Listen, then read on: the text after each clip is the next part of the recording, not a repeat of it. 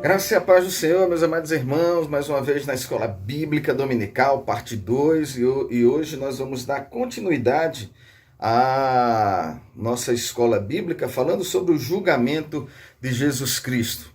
Então, no julgamento de Jesus, ele aconteceu à noite, e quem estava lá presente, com todo o conhecimento jurídico, juízes, magistrados, homens do sinédrio, os principais, eles destituíram de toda a legalidade.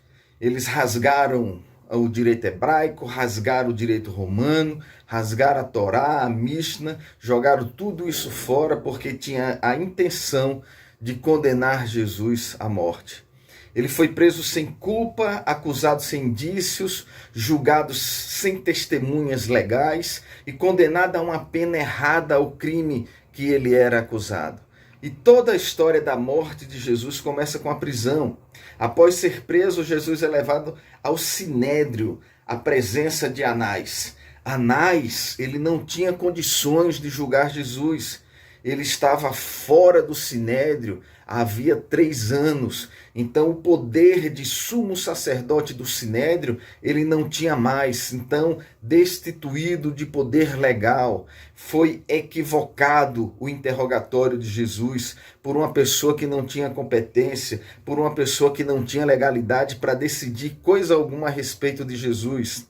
E a prisão de Jesus aconteceu numa noite de quinta-feira, véspera da Páscoa, sem qualquer mandado. Não existia nada de Roma mandando interrogar, não existia nada do Sinédrio mandando interrogar. Depois, o Sinédrio encaminha Jesus a Pilatos. Isso mesmo, só lembrando que Pilatos ele era o governador da época. E num primeiro momento que Pilatos recebe Jesus, conversa com Jesus e diz: eu não vejo crime algum nesse homem. Isso mesmo. Olha só, o próprio governador que tinha o ius glandi, o poder de dar a vida e poder de dar a morte, ele disse: eu não vejo absolutamente nada que o incrimine. Qual o crime que esse homem fez? Eu não imputo ele crime algum. E aí ele encaminha para uma outra jurisdição, envia para o rei Herodes. E essa jurisdição, o rei Herodes, ao receber Jesus, disseram: por que estão encaminhando você para cá? Deixa eu conversar com você. E começa a conversar com Jesus. E ele também diz: eu não vejo crime algum. Qual é o crime que esse homem cometeu? Então nós temos a primeira instância sem crime, a segunda instância sem crime. E quando Herodes devolve sem sentença, dizendo que não havia acusação, mostrando que a prisão tinha sido ilegal e foi processado pelo juiz incompetente, Pilatos então disse o seguinte: quem vai decidir isso é a terceira instância. Não é a primeira instância que sou eu, não é a segunda instância que é o rei Herodes, mas vamos levar a terceira instância que vai decidir. E quem era a terceira instância? O povo, isso mesmo. Na época da Páscoa, a escolha era da multidão. Existia o privilégio no Pasquale, em razão do direito consuetudinário de soltar um preso na época da Páscoa. Essa foi a terceira instância. O que é um direito consuetudinário? É um direito que o povo elege, não está na lei, não está no direito hebraico, não está no direito romano, não está na Torá, na Mishnah, não está em lugar nenhum, mas existia essa popularidade de soltar um preso, é o privilégio pasquale. E na época quem estava preso era um homem muito conhecido chamado Barrabás.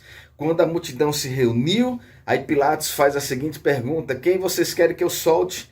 Barrabás ou este Jesus?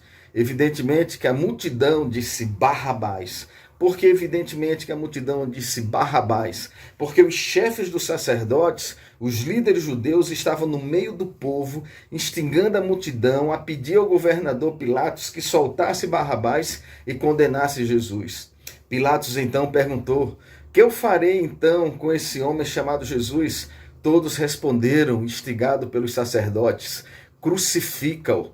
Pilatos, não vendo crime algum em Jesus, ele faz aquele ato que é muito conhecido, lavou as mãos e disse ao povo: estou inocente do sangue desse justo, fique o caso com vocês. Isso está lá em Mateus 27, 24. E na execução da sentença, um soldado romano que foi o executor de Jesus Cristo, começa a cravar os pregos nas mãos e pés, cumprindo ordem e cumprindo também o dever.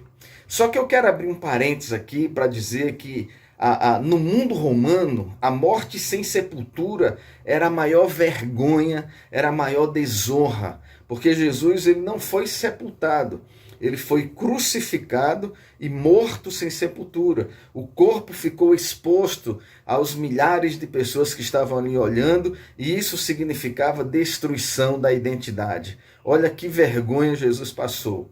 Em uma análise jurídica, eu elenquei aqui algumas principais nulidades ocorridas no maior erro judiciário registrado na história da humanidade, que foi o julgamento de Jesus. Primeiro, houve um julgamento ilegal.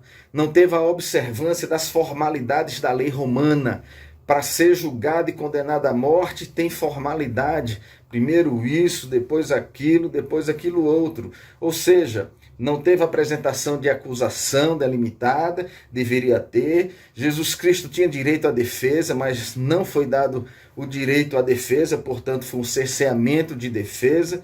Não teve direito ao contraditório e com atribuição de uma pena que não era para ser dado, essa pena de morte por crucificação. Então, várias foram as ilegalidades processuais. Primeira, testemunha. Não se buscou qualquer testemunha para depor em favor de Jesus. E a testemunha que levaram foram testemunhas falsas, compradas por dinheiro para depor em desfavor a Jesus Cristo. Ou seja, não teve uma testemunha que dissesse: nós vimos, nós presenciamos e o crime foi esse. Não, tiveram que pagar testemunhas falsas. Um tribunal penal, conforme a lei judia, não admitia que uma pessoa fosse declarada culpada pelo seu próprio testemunho ou confissão. Isso mesmo, não. Teria que ter, para pena capital, só poderia ser considerado pena de morte se tivesse o depoimento de pelo menos 2 testemunhas fidedignas e não falsa, como foi o caso. Jesus também não teve o direito de defesa. Jesus, em qualquer momento, não foi dado a ele o movimento de defesa conforme as leis preconizavam na época. Esse direito não foi oferecido a Jesus. O tratado do Sinédrio estipulava muito bem que após a apresentação da acusação, o réu tinha o direito a ser ouvido, de proferir seus próprios argumentos, e Jesus não foi convidado para contra-argumentar a respeito das mentiras forjadas que estavam sendo feitas naquela época. Um outro detalhe também, lembra que Jesus ele foi entregue por preço de traição? Pois é, a lei mosaica proibia a acusação mediante traição.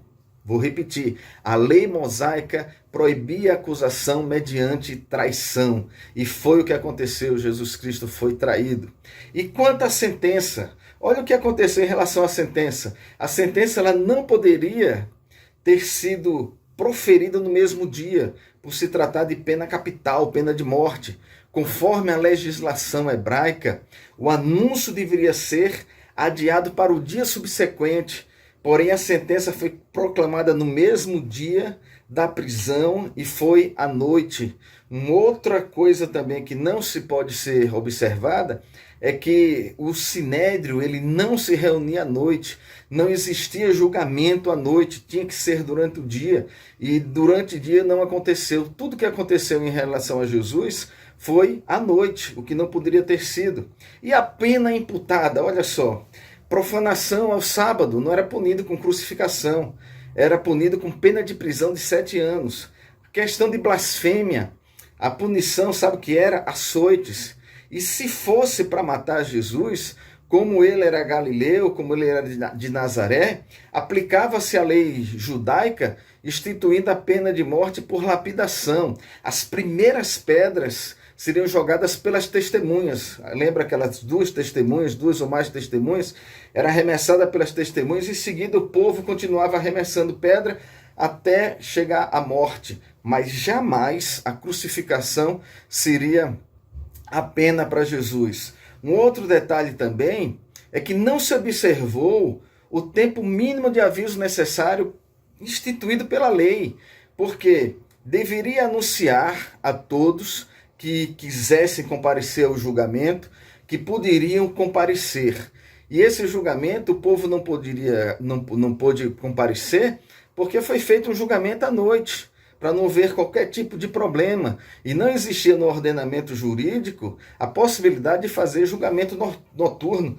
Todos os julgamentos eram de dias. E outra coisa também, não foi apregoado no templo qualquer notícia pública sobre o julgamento de Jesus. É o que a gente chama no direito de publicidade, né? Precisa publicizar, e isso não foi feito. E o interrogatório de Jesus foi feito na residência particular do sacerdote Caifás. Nunca poderia ser feito à noite, nem na residência do sacerdote. Teria que ser feito no lugar legítimo. E qual lugar legítimo teria que ser? O Sinédrio disse que teria que ser no templo. E o julgamento foi noturno e o julgamento não foi público. Tudo errado. E outra coisa, a condenação, como eu falei, foi na terceira instância, a instância popular. Pilatos começa a se curvar à vontade do povo, mesmo convicto que não existia crime, que Jesus não havia cometido crime algum, mesmo vendo as ilegalidades processuais, Pilatos então joga para a terceira instância e diz assim: quem tem que julgar é o povo. Então Jesus passou por todos esses momentos, foi flagelado, carne rasgada, exposta. Jesus foi obrigado a carregar a cruz até determinado ponto, onde ele seria crucificado no Monte Calvário, o lugar da crucificação. E ele foi sobrevivendo aos poucos, agonizando, levando a cruz e agonizando também em agonia. E lá em Marcos 15, 33 e 34, narra que ao meio-dia começou a escurecer toda a terra, tudo ficou na escuridão por 3 horas de escuridão. Jesus grita em voz bem alta, dizendo: Eloi, Eloi, lama sabachthani. Essas palavras quer dizer: meu Deus, por que me desamparastes, por que me abandonastes? Alguém foi, molhou a esponja com vinagre, deu com um bastão para Jesus beber. Jesus bebe, dá um grito forte e morre. O algoz então dirigiu-se com a lança ao lado de Jesus, fazendo com que atravessasse suas costelas e chegasse até o coração. Então foi essa linha aqui, para certificar mesmo que Jesus havia morrido. Morre então o rei dos judeus. E a história final você já sabe, que Jesus ressuscitou e vive para todo sempre até hoje. Glória a Deus por isso. Mas essa as ilegalidades do processo, né, que foi feito por Roma, que foi feito pelo Sinédrio, toda essa ilegalidade foi colocada, foi posta para que a gente possa aprender um pouco mais sobre a vida de Jesus e o julgamento de Jesus. Um abraço no coração, Deus abençoe. Meu nome é Wesley Lima, pastor da 2ª Igreja Batista em Águas Claras, Brasília, Distrito Federal. E eu deixo com vocês a paz do Senhor e um beijo no coração. Tchau, tchau.